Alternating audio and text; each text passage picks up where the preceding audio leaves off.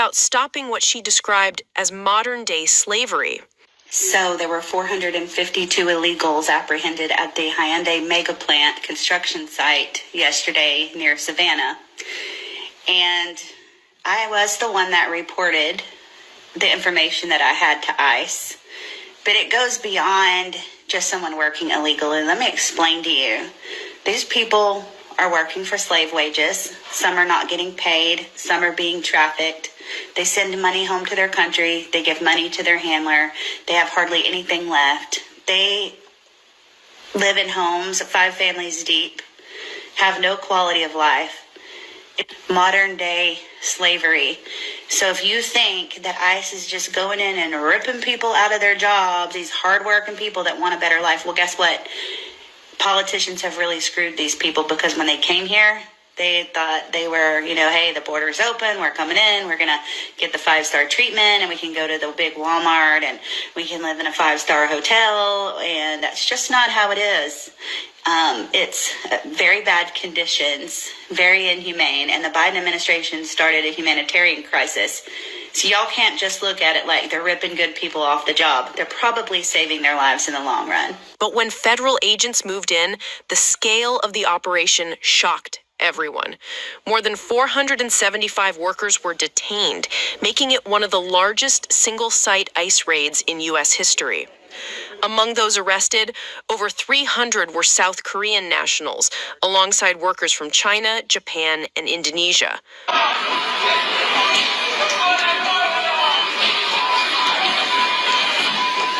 Warrant for this entire construction site, okay? We're Homeland Security. We have a search warrant for the whole site. We need construction to cease immediately. We need all work to end on the site right now. Good afternoon. All right, giving all praises to Yahweh, by Hashem Yahweh Shai, by Hashem HaRachakodash, and double honors to our apostles and elders, Harrogate Millstone, peace and blessings to the Lord's hopefully elect. So here you have a story, right, of this Georgia woman, this Edomite. She called ICE on this Hyundai construction site, and it's going down this ISIS, one of ISIS largest busts in their history, so to speak. But the beautiful part is the outcome of it. And the outcome of it just shows that this place is done. Now, that woman that called ICE on them, she's actually in Georgia. She's running for like a political office too. And in her words, you heard at the beginning, she was trying to help. She was trying to help them because of work practice or whatever. But in the long run, right, she showed her true horns, that she wasn't just trying to help nobody. She did it because she had the power to do it. And but what it showed is that this place is done. This place is done for. Because out of those 470 something people that got detained, right, over 300 of them were like South Koreans. You had Jake in there too, of course, as you can hear them saying Kore, which means run. But it shows that these other nations, they weren't happy about that. They weren't happy about that. And in the long run, this hatred that Esau has, and this false bravado that he's displaying, as if this country is leading in this and that, and their goal is to clean up the filth and get people kicked out and get all these people out of here. We don't need them, right? Or they don't need them. But in the long run, it shows that it's going to hurt them more than ever. That just shows you Edomites, okay, America, it doesn't have a leg to stand on. Employment practices going on at this massive 100, providing additional details on the outcome of today's operation. Most were released within days and bused to Atlanta, where a Korean Air 747 flew them home. That's when the backlash began. Local critics said Hyundai had promised jobs for Georgians when it accepted millions in state tax breaks, yet contractors filled positions with foreign workers instead. Some residents even blamed the plant's heavy water use for drying up nearby wells. I am embarrassed, okay? As a battery scientist and engineer in the United States, we need all the help we can get to build our gigafactories, build our battery factories. And here we had ICE came in and detained Korean Hyundai workers when they're trying to help us establish a battery value chain in North America.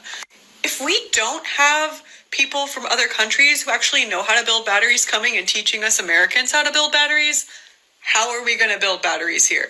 How are we going to have an automotive industry? How are we going to be able to maintain our economy? Americans can build batteries, but we don't have enough people that know how to do this. And China leads the world globally when it comes to battery technology, by far. We need to work with Europe and Korea and Japan and other countries to build up this global value chain of batteries. Those Korean Hyundai workers weren't even staying here for very long. They were just coming here to show us the know-how about the equipment and the process and then go back to Korea. They don't want to stay here. Korea's battery industry is booming. It's amazing. Earlier this year, I was in Seoul, Korea at Interbattery 2025, one of the biggest battery conferences in the world with 80,000 people attending. That's like nearly twice the size as the battery conferences in North America. Their battery conference looks like the Consumer Electronics Show. I mean, look at this Porsche Taycan at the LG Energy Solutions booth. So now you may see why I'm a bit embarrassed. I mean, the United States was funding the battery industry development through the Inflation Reduction Act, but then Trump cut that, okay, cut the parts of it. And so how are we going to get funding? And what are we going to do if we're deporting the people who are trying to help us set up this industry?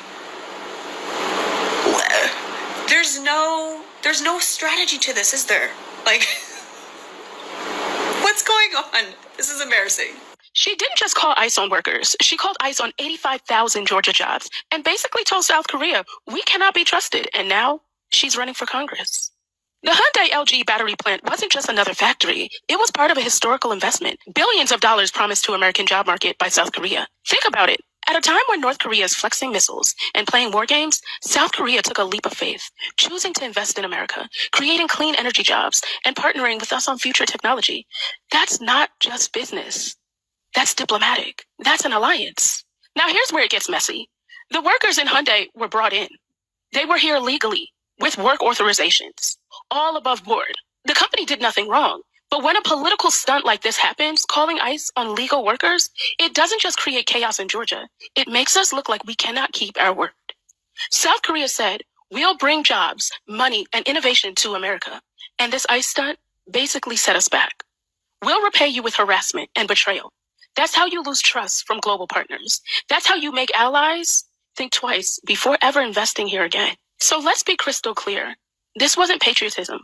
This was sabotage. She didn't just jeopardize Georgia jobs. She jeopardized America's credibility. And if she's willing to sell out our allies and our economy for a headline, imagine what she'd do in Congress. Because that's exactly why she did it. But look at the long run. You see, them Moabites or Ammonites, they don't play. These other nations, they don't play. You detain their people, they sent them a private jet. That's them displaying like, look here, America, we don't need you. We trying to help you. But this is, and then Trump got on there and he said, oh, we're going to have to figure out a system because I might let him play. Because he's like, oh, we need to figure out, we need the help you need. See, this is why America is done. Because you sit in this position like you can just dish out all these threats. But your little economy is dependent, your whole land is dependent on imports. It's about traffic and trading and importing. But he sit in this seat and he speaks to the world. We're the greatest country on the planet. We don't need y'all. Y'all need us. We're going to put tariffs on all y'all. But guess who pays for the tariffs? It's the American people that pay for the tariffs. Your own manufacturers who trade, they're the ones paying for the tariffs. But it's from a position of someone who thinks he has the power to just say we could do this because y'all need us. No, America is done. You understand? All right. Everything you get from outside source. And you're gonna use your forces to go and lock up people because you enjoy doing that. right? And them Ammonites or the Moabites, they said, well, look, we don't need you. We can get the hell out of here. Okay. First of all, we came over here. We made an agreement. We can get the hell out of here. How about that? How about that? All right. This is Jeremiah 51. Thus said the Lord Yahweh, behold, I will raise up against Babylon and against them that dwell in the midst of them and that rise up against me a destroying wind. That's those nuclear missiles. And I will send unto Babylon fanners that shall fan her and shall empty her land. For in the day of trouble they shall be against her round about. Against him that bendeth the archer, it's like against him that bendeth, let the archer bend his bow. Against him that lifteth himself up in his brigade, and spare ye not her young man, destroy ye utterly all her hosts. Thus the slain shall fall into the land of the Chaldeans, and they that are thrust through in her streets. For Israel have not been forsaken, nor Judah of his God, of the Lord Yahweh of hosts, though their land was filled with sin against the Holy One of Israel. And here's the point. Flee out of the midst of Babylon, and deliver every man his soul. Be not cut off in her iniquity, for this is the time of the Lord Yahweh's vengeance. He will render unto her a recompense. Babylon had been a golden cup in the Lord Yahweh's hand that made all the earth drunken. The nations have drunken of her wine, therefore the nations are mad. Babylon is suddenly fallen and destroyed. Howl for her, take balm for her pain, if so be she may be healed. We would have healed Babylon, but she is not healed. Forsake her. Let us go everyone into his own country, for her judgment reacheth unto heaven and is lifted up even to the skies. So let the other nations leave this place, leave this whore. Like, oh man, you're gonna treat us like that? Hell, we trying to help y'all. We got a booming economy. I thought we had a deal. That's how you gonna treat us? Shoot, we like I said, dude sent a jet. Like what the hell you think? You gonna do to my people? We can leave. So that devil calling ICE, she actually just, you could say in a sense, set Babylon back further, especially Georgia, because now they're debating on even coming back. Like we may not do, but we just might go our own way, and it did more harm than good, because now you got the people, even the president, right, Trump, and even the people in that area, Georgia, saying like, what the hell is that for?